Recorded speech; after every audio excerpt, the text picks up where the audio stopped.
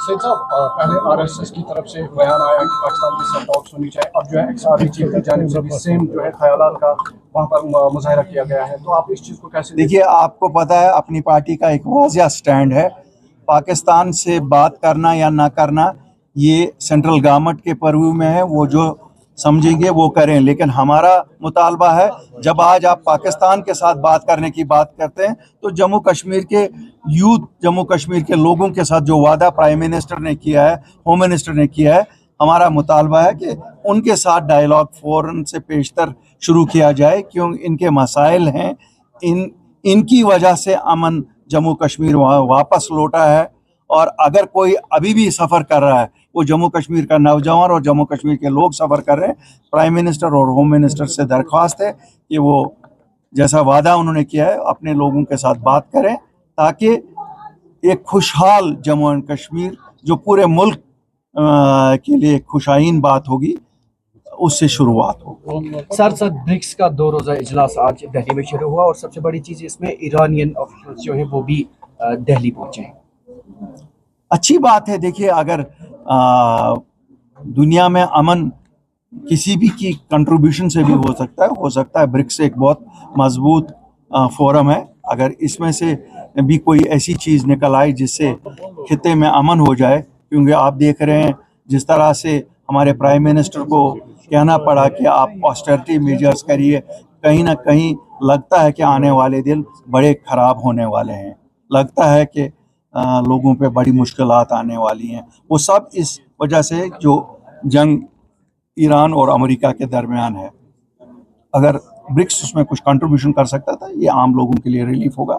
We welcome any move जिससे अमन दुनिया में हो जाए। सर, लाखों की तादाद में तलबा व तालिबात इस वक्त परेशान है। जो नीट का पेपर लीक हुआ और चंद आदमियों की सज़ा अब पूरे बच्चों को भुगतनी पड़ रही है। ये बदकिस्मती है कि हमारे मुल्क में इंस्टीट्यूशंस अभी इतने कमज़ोर हैं। एक इतना बड़ा इम्तिहान जो अब हर साल लिया जाता है, आज 2 साल से मुतवातिर पेपर लीक हो रहे हैं। शायद इससे बेटर वो पुराना सिस्टम था जहां स्टेट्स, हर एक स्टेट अपना अपना इम्तिहान करके इन मेडिकल कॉलेजेस में या बाकी कॉलेजेस में एडमिशन करते थे। मुझे लगता है कि कहीं ना कहीं शायद सिस्टमिक फेलियर है और मुल्क के जो हमारे वज़ीर-ए-आज़म हैं उनको शायद ज़ाती मुदाखलत इसमें करनी पड़ेगी, क्योंकि ये दूसरे साल मुतवातिर तौर पे हो रहा है। सर, नेशनल कॉन्फ्रेंस की तरफ से जो लोगों के मसाइल को हल करने की बात है, अगर बिजनेस रूल्स या उस तरह की चीज़ें कहकर उन चीज़ों को भी टाला जा रहा है जो उनके हद इख्तियार में है, आप कैसे देखते हैं? उनके हद इख्तियार में गवर्नेंस की हर एक चीज़ है।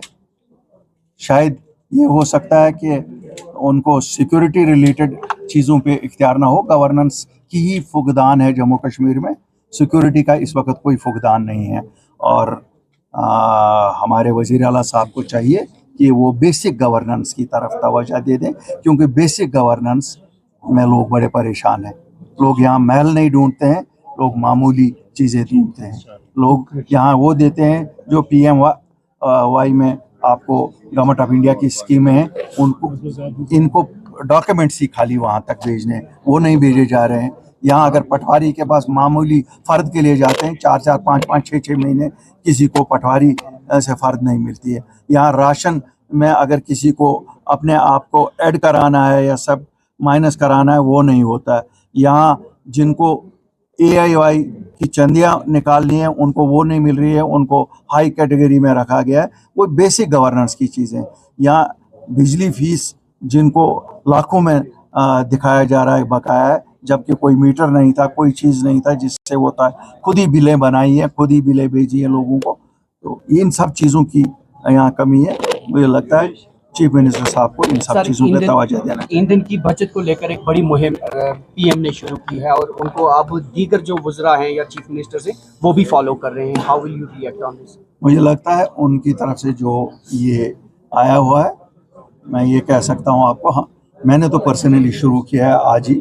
मैंने भी 50% अपनी जो मेरे साथ गाड़ियाँ चलती थी, तो उसमें ज़्यादा हमारी अपनी ही चलती थी, लेकिन ईंधन की बचत तो ईंधन की बचत है। मुल्क की ईंधन हमने खुद भी काम किया। सर, शराब कंट्रोवर्सी को कहाँ पे देखते हैं? क्या खाली रेवेन्यू शराब से ही बढ़ सकता है कश्मीर में?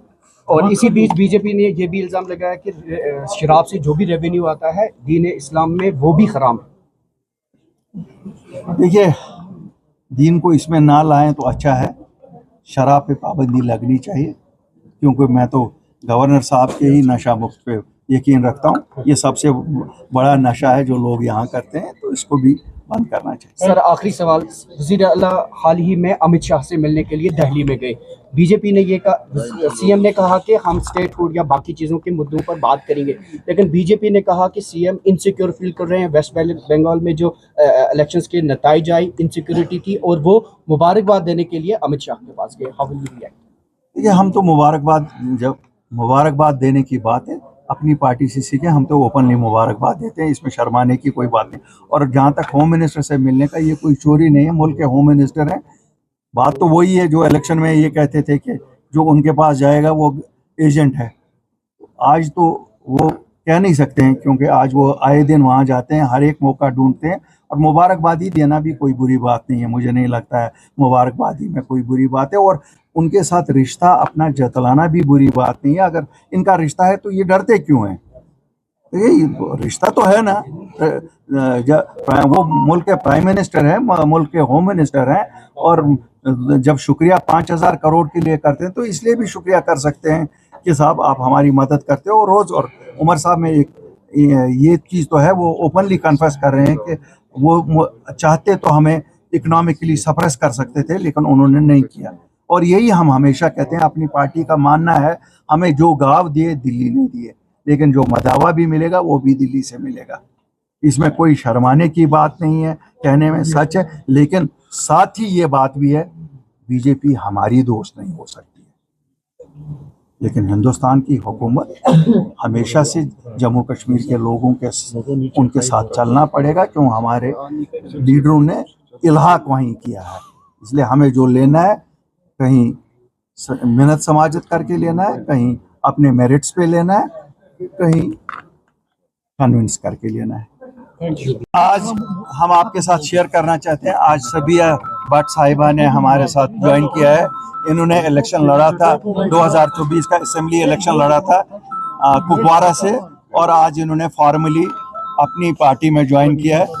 हम इनको भी मुबारकबाद देते हैं और कुपवारा के अवाम को भी मुबारकबाद देते हैं कि आज इन्होंने अपनी पार्टी में जो ज्वाइनिंग की है। इंशाल्लाह कुपवारा में अपनी पार्टी और मजबूती से काम करेगी। सैयद साहब, पहले आरएसएस की तरफ से बयान आया कि पाकिस्तान के साथ टॉक्स होनी चाहिए, अब जो है एक्सआरबी चीफ की जानिब से भी सेम जो है ख्यालात का वहाँ पर मुजाहिरा किया गया है, तो आप इस चीज़ को कैसे देखिए, आपको पता है अपनी पार्टी का एक वाज़िया स्टैंड है। पाकिस्तान से बात करना या ना करना ये सेंट्रल गवर्नमेंट के पर्व्यू में है, वो जो समझेंगे वो करें। लेकिन हमारा मुतालबा है, जब आज आप पाकिस्तान के साथ बात करने की बात करते हैं तो जम्मू कश्मीर के यूथ, जम्मू कश्मीर के लोगों के साथ जो वादा प्राइम मिनिस्टर ने किया है, होम मिनिस्टर ने किया है, हमारा मुतालबा है कि उनके साथ डायलॉग फ़ौरन से पेशतर शुरू किया जाए।